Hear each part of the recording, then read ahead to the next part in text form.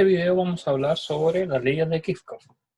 Las leyes de Kirchhoff son dos, en la cual en una se refiere a la corriente y una se refiere al voltaje, y hoy día simplemente vamos a hablar sobre la corriente, ¿ya? La ley de Kirchhoff de la corriente. Entonces, para entender las leyes de Kirchhoff, uno puede hacer circuitos muy simples, en el cual vamos a representar las resistencias como ya entendemos, como estas bifurcaciones de línea, que en general hacen una pérdida de la corriente, de la energía que viene en esta corriente, viene con una energía potencial, y hay una pérdida por medio de estas bifurcaciones, que ya hablamos en videos anteriores, porque se originaba, o profundizamos más. Pero ahora este circuito, cuando se va generando el camino, encuentra una bifurcación en el camino.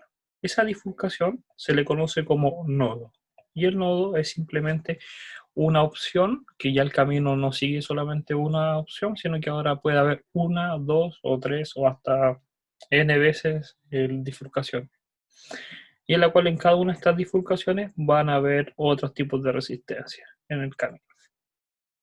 Ahora, siempre que haya una bifurcación, originalmente, tiene que haber también un nodo que una esos caminos, al fin y al cabo, considerando que la corriente va en esta dirección. Si consideramos que la corriente va en esta dirección de electrones, la corriente se va a bifurcar, pero después se va a volver a unir.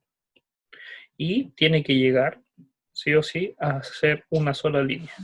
¿Por qué? Porque la batería tiene un principio y tiene un final. Por lo tanto, la corriente que entra, en algún momento va a tener que entrar por un solo camino. Ahora, como estamos hablando de la corriente, nosotros entendemos que esta corriente son los electrones que van viajando por dentro del circuito del material eléctrico. En este caso puede ser un metal, que es conductor, que tiene electrones de valencia, que permiten esta transferencia de electrones. Y vamos a denotar que esta corriente va viajando de electrones.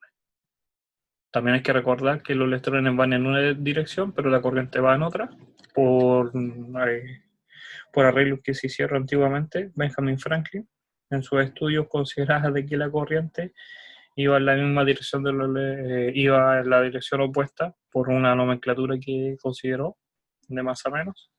Entonces, para mantener esa nomenclatura, la mantenemos de esa forma. Los electrones siempre van de menos a más, y la corriente va de más a menos. Ahora, teniendo esta corriente de electrones, si lo vemos como electrones que son cargas puntuales, la cantidad de cargas que hay, ejemplo, 5 electrones, en todo el momento, en todo el circuito, tiene que dar 5, tanto en el principio como en el final. Por lo tanto, si aquí se desplazan 5, aquí se tienen que desplazar 5, aquí se tienen que desplazar 5, y cuando entren estos 5, se tienen que separar. Puede ser que los 5 vayan totalmente para acá, o los 5 para acá, o hay una combinación, dependiendo de las resistencias que hayan en el camino. Ellos van a escoger dónde van a poder pasar y cuáles no. Entonces se forma acá una diferencia de corriente en los caminos A, B, C. Esa diferencia de corriente es la que denotó, es la que pudo observar Kirchhoff, y pudo obtener esta ecuación que dijo que independientemente de cuántos caminos sean, la suma total de corrientes que entran va a tener que ser igual a la suma de corrientes que salen. ¿Qué quiere decir? Que si yo tengo un nodo y en el cual hay 2 caminos de entrada y 2 caminos de salida del nodo, una bifurcación, las corrientes que pasan por IA, IB, IC, que son las corrientes de cada uno de esos caminos, van a tener que cumplir la siguiente suma, que las corrientes de entrada van a tener que ser igual a las corrientes de salida, para mantener esta corriente, esta cantidad de electrones viajando. No puede ser que entren 5 y salgan solamente 2, porque eso quiere decir que hay electrones que están estancados. Y la corriente tiene que ser la misma, tiene que fluir la corriente exactamente igual. No se puede quedar estancada.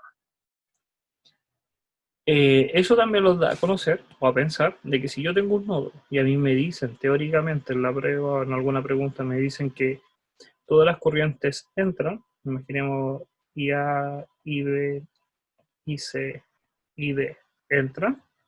Cuando yo calcule los valores y resuelva, ejemplo, entonces yo voy a decir, la suma de todas las corrientes que entran, y no hay ninguna que sale, entonces 0.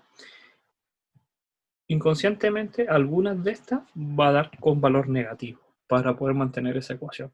Y si una de esas corrientes da con valor negativo, la corriente, lo que me está diciendo entonces es que la corriente no está entrando, realmente está saliendo. Y se mantiene la ley de Kirchhoff. Como es una ley, se cumple, sí o sí, aunque no queramos, se va a cumplir. En el mismo caso, si todas estuvieran saliendo.